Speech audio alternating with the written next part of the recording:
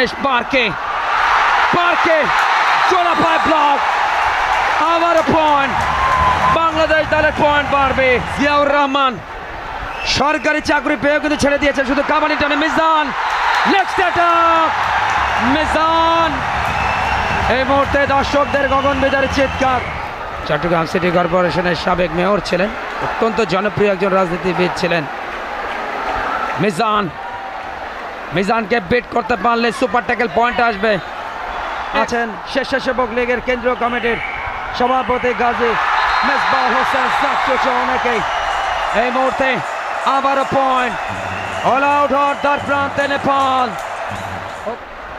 Bangladesh 12, Nepal 2, 3 point পেয়েছে, 9-12।